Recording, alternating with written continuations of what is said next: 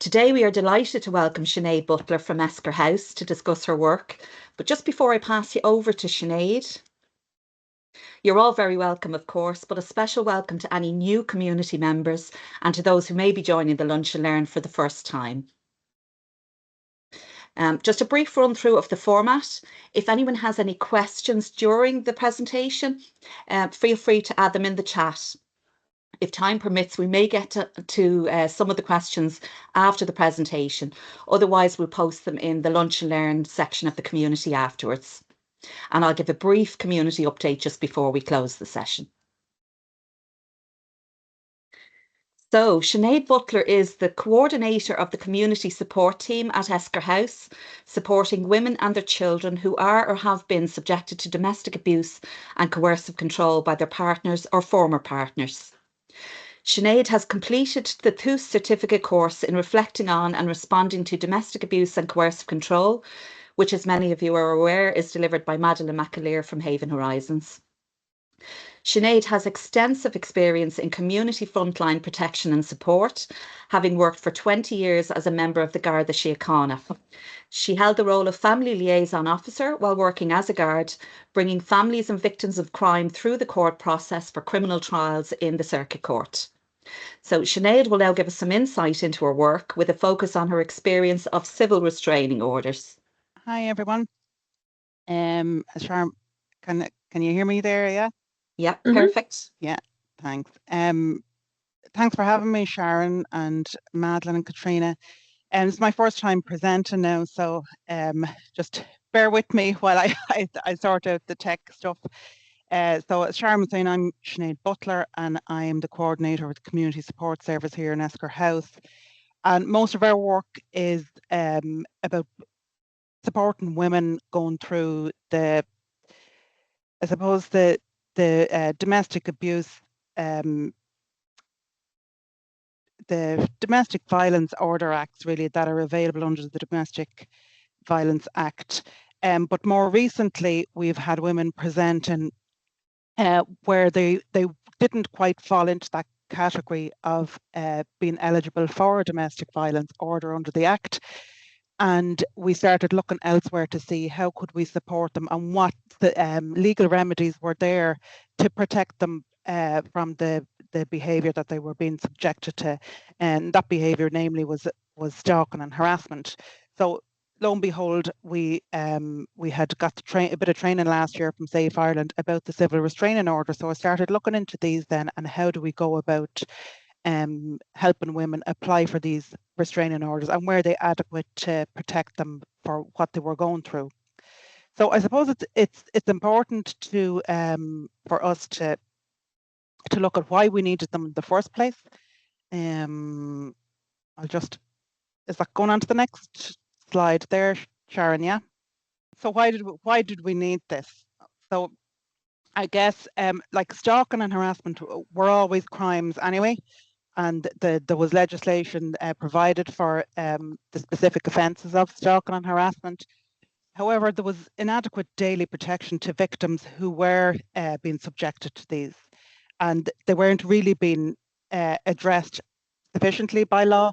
And this is not a criticism of any one service, but it just meant prior to now, people would go to the guard, say, I'm being stalked, I'm being harassed. Statements could be taken, a file could be put together for the specific offence of stalking.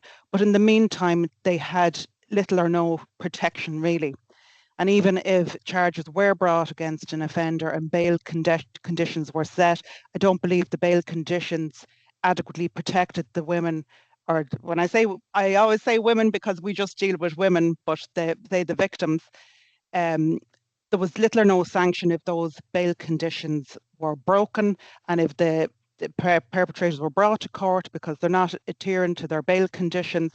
Not a whole lot happened really. And then it's the ongoing wait then for a trial or a hearing about stalking.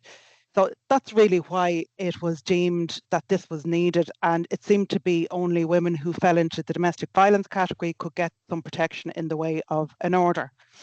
Helen McEntee, in fairness, really championed this, and I know Eve Dowell and Una Ring really highlighted the dangers of stalking and the impact it had on people's lives. And it was also recognised as a precursor to murder on the homicide reviews and serious harm. So what is stalking specifically? So the legal definition is it's a pattern of unwanted, repeated attention, can be following, watching, besetting, which is like waiting outside someone's house or workplace, can include online tracking through phones or cars, and it's also defined as fixated, obsessed, unwanted, repeated behaviour. So the real life impact on the victim is widely documented. It can cause depression, severe anxiety, health problems, preventing people from wanting to go outside the door, impacts on current relationships with family, relationships with colleagues, career progression, because it can often impact how they perform in their career or college, whatever. And it just greatly reduces their quality of life, even when they're lying in bed at night. Even sleep is a problem, which also has a health implications. So it has a huge effect on somebody's life in every aspect. I know you're probably all familiar with Jane Monckton Smith, who's developed the 8-stage timeline to homicide, and she's done extensive work on homicide reviews over in the UK, and she has seen a huge pattern with stalking being in the run up to these homicides. In 94% of the murders, there was a stalking element, which is really high.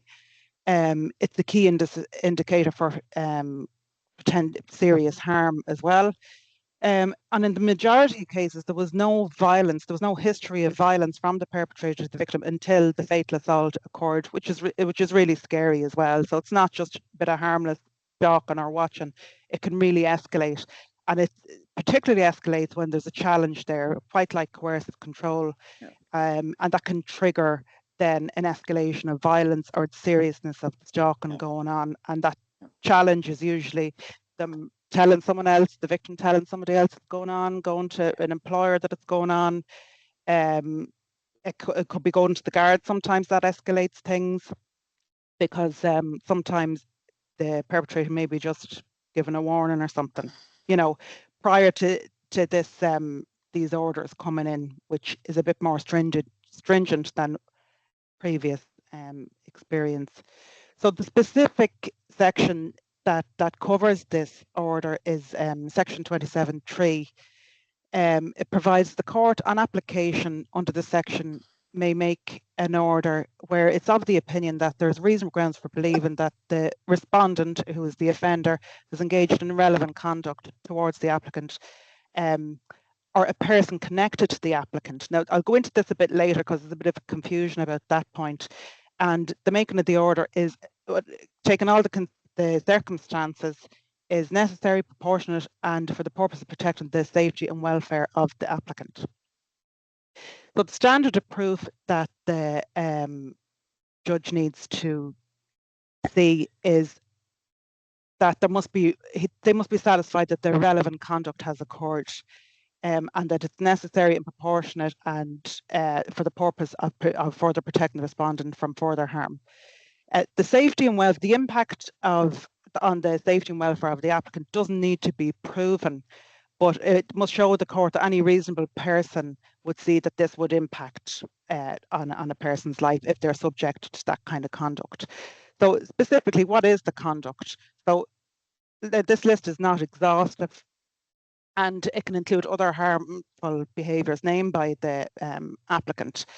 But it's showing up at work, showing up outside their house, places they frequent, could be their parents' house, could be the pub their parents go to, impersonating them, purporting to be that person online, disclosing personal information to others, which is called reputational damage, interfering with property, including pets, pets being poisoned, pets being injured, that goes on. Violence itself or the threat of violence, filming somebody without their knowledge, taking photographs of them, sharing them without their consent, contact, be it in person or online or other means, by phone, contacting others about them. Often family members get contacted about the victim by the perpetrator. Following, monitoring, tracking, spying. The women who've come into us, the one thing they've all said, like everywhere they went, he just seemed to appear. And they didn't know how that he knew they were in these places, you know. And that's an awful feeling to have, that even in different counties, they just seem to appear, you know, different pubs, places. So to compare it to DV orders, because that's all we had really before this in terms of getting an order, a protective order against somebody who's been subjected to abuse. So for the Domestic Violence Act orders, there needed to be some prior relationship, a family connection, shared children or property in order to qualify for a DV order. There's no fee to apply for a DV order or to get legal aid. So you can, if you come in under the income threshold, you don't pay anything to get an order on the Domestic Violence Act, and your dependents are included. Most orders are granted for an average of about 2 years. If it's extreme, 5 years for safety order. The Civil Restraining Orders, a fee must be paid, €80, and legal aid isn't covered. It's not in it. Maybe it's just because it's new or it hasn't been recognised, but it's not deemed as domestic violence as such. No prior relationship needs to be in place to apply.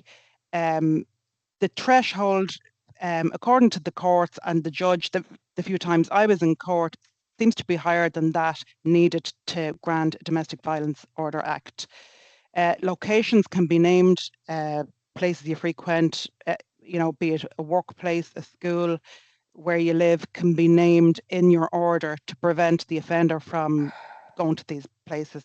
Persons can be named who are connected to you, and it can last for up to 5 years. Now, I've only experience of 3 of these applications. One of them, we have got a permanent one, and that was granted for 5 years based on the severity of it. So the first step really for somebody who wants to get an order is to complete the information, which is similar to an information that you'd complete for a Domestic Violence Order Act. So it's the same for an interim as for to apply for a summons. Sorry. Thanks. I just want to get 15 minutes of high. Sorry, so something coming in there. Anyway, where was I? Within this information, it must contain the relevant conduct that's been exhibited by the respondent, just so the judge can see, well, what is the conduct here, and that they can justify granting the order. Give a context of the connection between the applicant and the respondent, how they met, how they know each other. Cite dates, incidents, if guards were called, if reports were made, the frequency of the abuse and the duration of it, how the relevant conduct impacted the applicant's daily life, include locations, include online spaces, persons connected to the applicant affected by the behaviour, and attach evidence like photographs, phone calls, you know, screenshots of multiple messages, multiple calls over the course of time. Assistance with this is advisable, be it by a DV service like ourselves or with a solicitor, because it can be quite hard to get everything contained on one page of what's going on. It could be over a course of years, and the judge is not going to sit there and read reams of stuff. So it's important to kind of get a bit of help just to pick out the main points that need to be got across for the judge to be able to hear, to see that there's a need for this application. So step 2, submit the application to the local court office. Here in Athlone, it's cash. I know if you go to Mullingar, they have a card machine, but I would advise anyone just bring cash, which is 80 quid, in order for it to be lodged. If you need an interim order, which is like an emergency one, they list it for the next sitting of the district court. If it's something that they can wait, that they don't think they're in immediate danger, that they could give it a week or 2, well, then a summons will be issued to the respondent, and they'll be given a summons then to show up in court to hear the application for the full restraining order. Like I said, if they're in immediate danger, So the judge, in order for them to grant an interim order, they must be satisfied that without this order, there's immediate harm being expressed to the court, and it needs to be heard at the earliest sitting. And this may be granted, it's done ex parte, so that means the respondent doesn't have to be there, and it lasts a period of 8 days, similar to the interim Barron order. The other option is the summons to the application if the risk is not deemed too high, and they can wait, and it's usually within a week or so that date is set. The court hearing itself then, and the interim one, the judge will hear evidence from the applicant under oath. They can get a solicitor, but they don't have to have a solicitor, and the judge will just ask them questions based on the information contained in their application. In the full hearing, the judge, again, will hear the information from the applicant. I'd strongly advise that they have a solicitor to guide them through this process, and then the respondent will be there, and they'll have a solicitor as well. These are all held in camera, like the Domestic Violence Order Act as well. They can also have with them a court support worker, like myself, sometimes maybe another family member, but the judge will have discretion over that. And if the judge is saying they shouldn't be there, they'll have to leave. The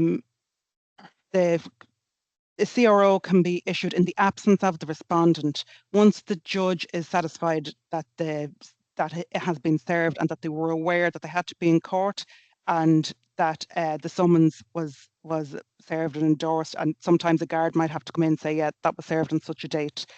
So this was the one instance in the woman who did get the order. The full order was granted for 5 years in the absence of the respondent because he just never showed up.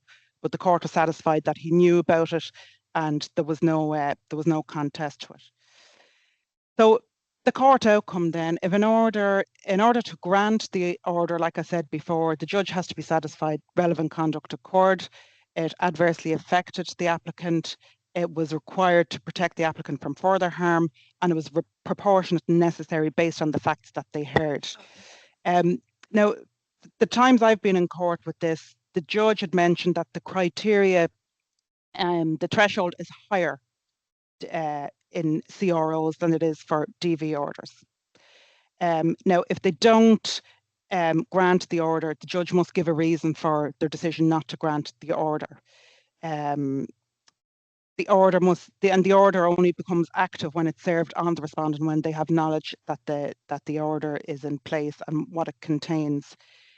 Or if they're present in the court when the order is granted as well, that's sufficient that they know the order is in place. So if they breach it after that, then the court is satisfied that they knew about it and they knew what a breach meant.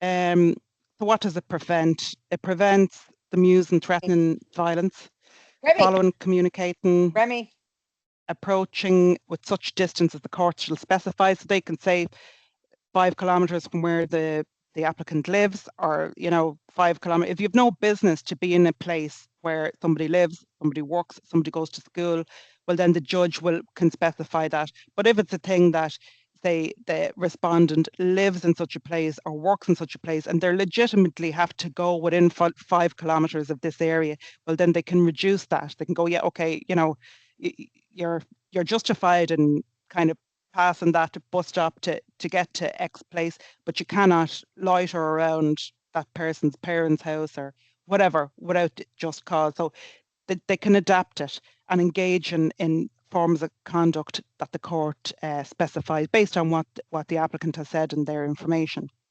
So the overall verdict from my experience in women who've come in here, and that it's actually an extremely useful protection measure for women who are being stalked and harassed. Now, like I said, there's only been 3 women that we have, so it's not a huge portion of people to have an opinion about, but all 3 of them, 2 of them have interim orders and 1 of them has a full order.